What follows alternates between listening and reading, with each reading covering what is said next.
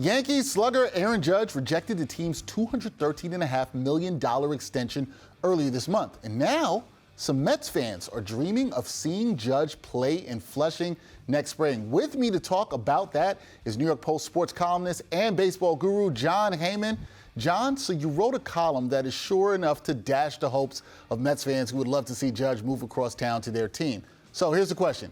Is it possible that Mets owner Steve Cohen could pry away the Yankee slugger? Well, you never want to rule anything out when it comes to Steve Cohen. Obviously, he's willing to spend money to win. But in this case, I've heard that Cohen thought that that was a very fair offer that the Yankees made.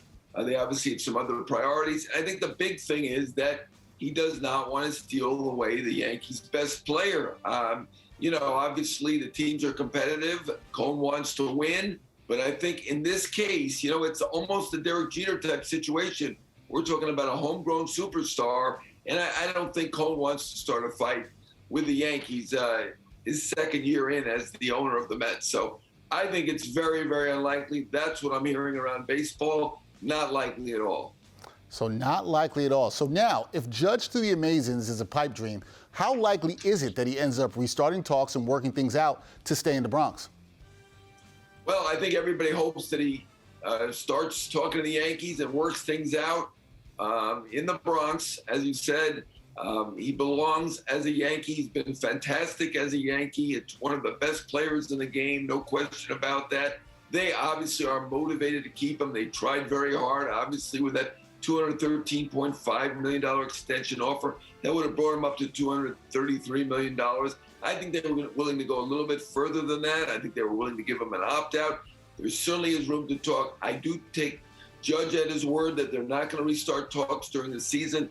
I think this is an after-season thing, kind of like Bernie Williams back over 20 years ago when he and the Yankees were not able to work things out in the regular season, went into the winter, and they were able to work it out later. Bernie was pursued by the Red Sox, got the price up, way up from, I think, around $40-something million to $87 million, eventually signed with the Yankees and stayed. I think that is the most likely scenario with Judge, but there will be other bidders, so you cannot count on anything in free agency. He could wind up anywhere, but I still believe the Yankees are the most likely landing spot for Aaron Judge. Anything can happen in free agency, Jon.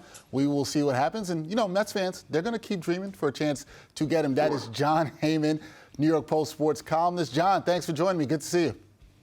Thanks, Dexter.